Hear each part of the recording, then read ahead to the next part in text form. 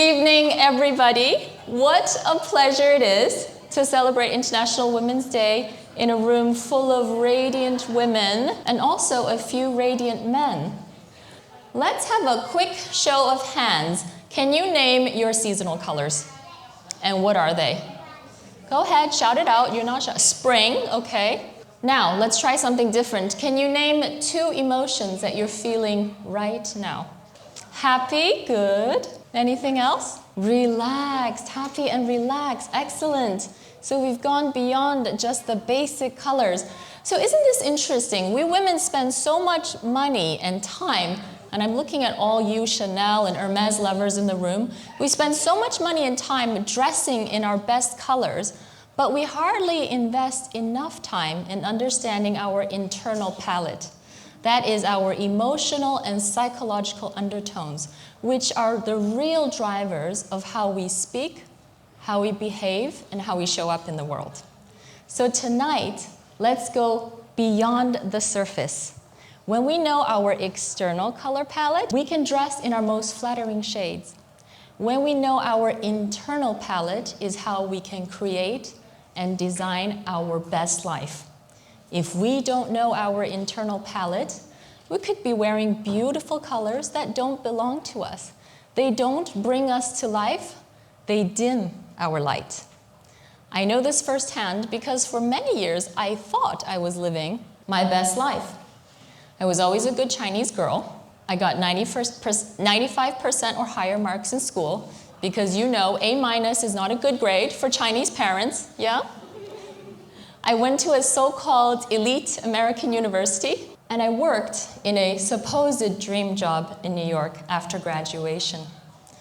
But inside, I didn't feel fulfilled because I wasn't wearing colors that suited my internal palette. So I'm Chi, I'm a psychotherapist and coach. This is actually my second career.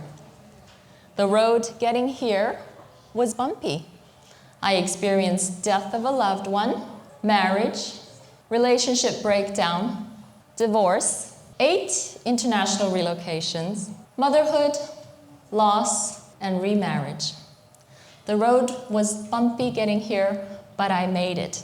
And tonight, I want to share with you how I came to live my true colors and how you can too. Now remember earlier, I said for a long time I was wearing colors that weren't mine. At age 18, I moved to California alone to attend university. My first year at college, my father was diagnosed with cancer. I was the one who heard the news first. Dad had been on a business trip to Kazakhstan, and he called to say, "I need to tell you something." And I knew something wasn't right. I had never heard his voice quiver. I had never picked up a tone of uncertainty in him.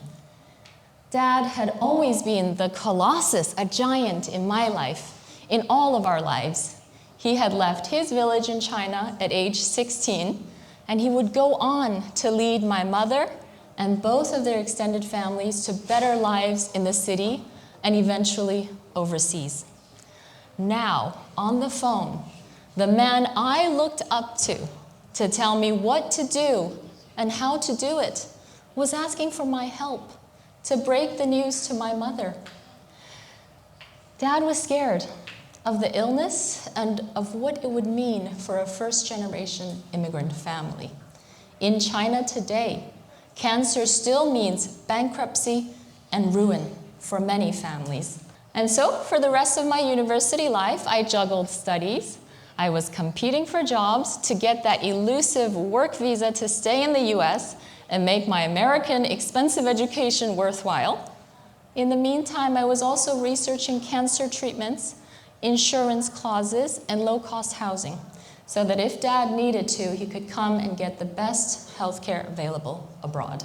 After graduation, I got a job working in finance in New York. At this point, my father's primary cancer had been treated, and he was in remission. Dad was so pleased.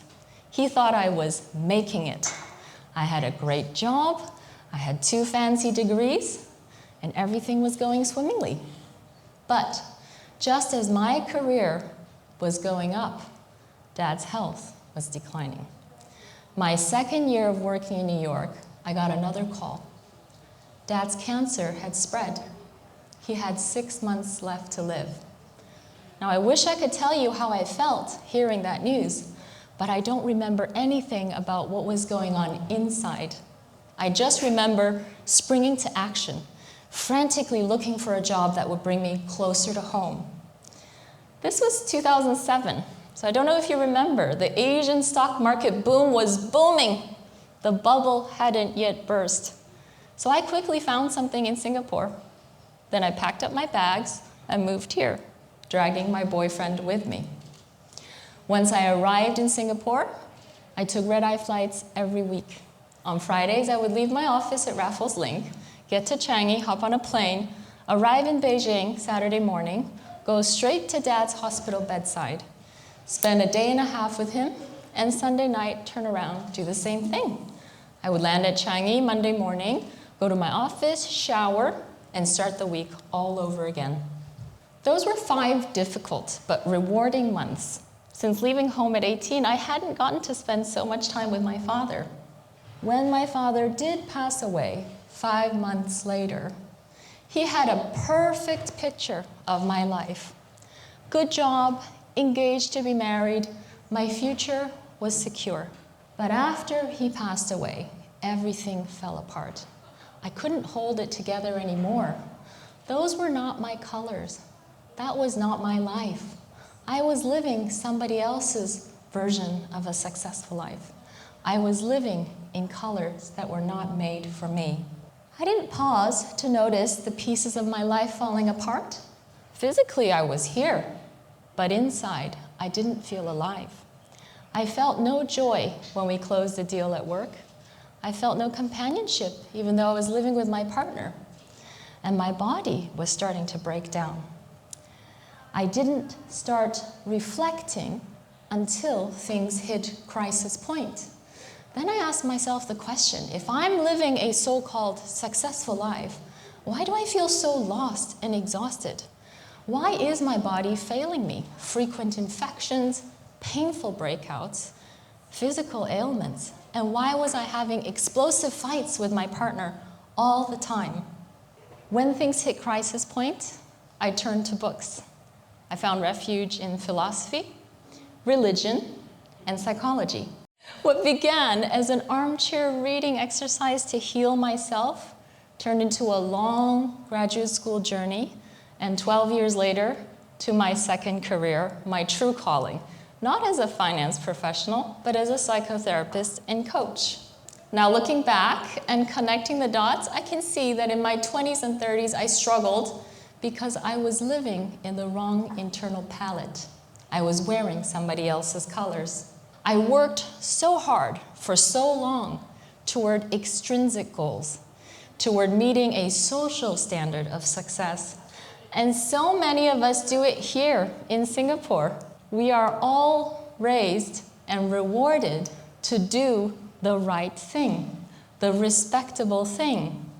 When we were little kids, nobody stopped to ask us the important questions. What's important to you? What excites you? And how do you define a life well lived?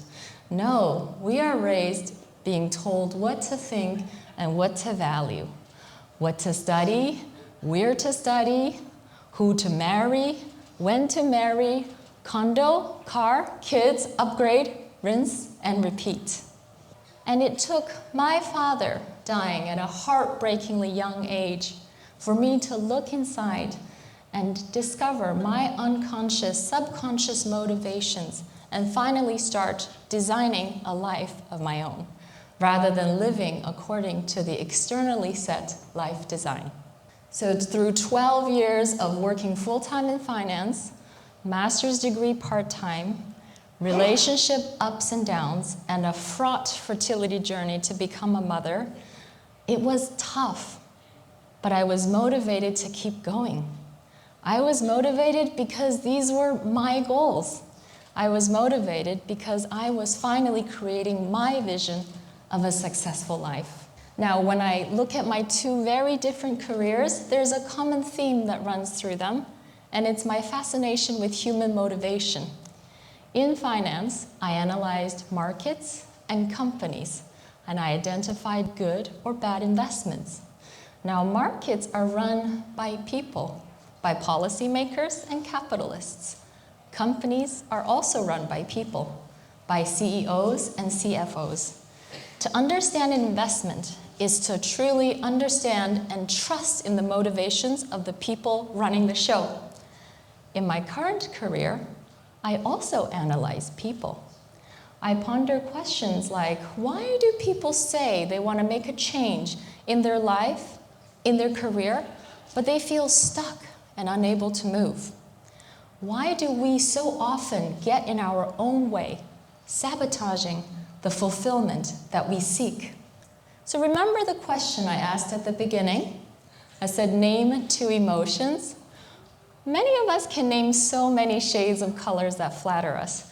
But when it comes to our emotional undertones, we have very limited vocabularies. How are you feeling? Good? Fine?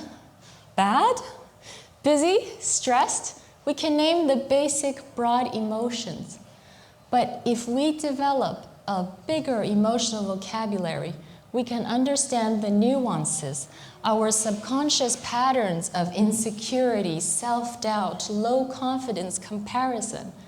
And by understanding these, can we truly regulate our emotions and align our actions so that we move toward our real goals? I'm in the company of successful people in this room.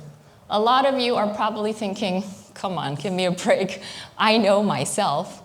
Well, yeah, you do know yourself to an extent, right? You're high achievers, you're high performers. Your intellect and your ability to do things well and do them quickly got you this far. In our post-industrial information and technology economy, we prize intellect and cognition, logic and rationality. We all like to think, I'm logical, I'm rational. But ponder this. Human beings are primarily feeling creatures who have a capacity to think, not the other way around. We all like to think we operate from the neck up, but actually we operate from the neck down. The majority of human motivation does not come from the stuff you know. It comes from the stuff you feel, from your emotion and from your intuition. Now this is wired into us from our evolutionary beginnings. Just as an animal in the forest instinctively knows when to fight and when to flee, we also are constantly reacting to perceived psychological and physical threats to our safety. In our social interactions, in high-stakes emotional situations, we don't go through a cognitive process first and go, he said that to me, that made me feel threatened, oh, I must fight back. No, we just react. Every day, every one of us is just shooting from the hip. And so this is why it's super important to develop self-awareness, to uncover the hidden stuff that really drives how we speak, how we behave, and how we show up with others. Now, before I leave you for the night, I want to offer 3 reminders to help kickstart your journey to self-discovery and to deepen your self-awareness. You are unique, and it doesn't matter what anybody else is doing. The only comparison that matters is between your vision of a good life and the actions you take every day to move toward or away from that vision. Step back from the social comparisons. Make time and space to have a conversation with a child still inside of you. Ask her the questions nobody asked her. What's important to you? What excites you? And how do you define a life well lived? Notice when you talk yourself down and talk yourself up instead. What is the longest conversation you're going to have in this life? It's not the conversation you have with your spouse, and it's not the conversation you have with your boss. It's the conversation you have with yourself. We all do it. Every day we are walking around with a constant monologue going on in our heads. And a lot of that self-talk is not uplifting. It's unkind. it's negative self-talk. Oh, that was so stupid. Why did I do that? I need to do better. All my friends are far ahead of me in life. Or, why am I here? What am I doing? It's all pointless. As you cultivate self-awareness, turn your attention to the quality of your inner monologue. Are the questions you're asking yourself kind? Are they fair? And would you say these things to your best friend? Once we start noticing the negative self-talk, we can start to reframe it and lift ourselves up and push ourselves forward toward our goals, rather than holding ourselves back. And lastly, it's never too late to make a change. I started my process of self-discovery at 27, prompted by my father's death. I began a graduate training to launch my second career at 28. I was married, divorced, remarried, and didn't complete my dream family until 39. I only quit my full-time job in finance and devote myself 100% to my second career at 40. Now, my youngest daughter is 4 years old, and I feel full of energy to take my career to a bigger stage. I am working with a couple in their 70s, trying to rebuild a stronger marriage. So believe me when I say it is never too late to make a change. We can all start making shifts, big and small, to start showing up as a better, kinder, more intentional version of ourselves. And now, as we move into tonight's finale performance, I invite you to start a new chapter. I invite you to start living in your true colors, because the most powerful thing a woman can wear is not the right shade of pink, or blue, or green. It's her confidence, fueled by her deep knowledge of herself. Thank you.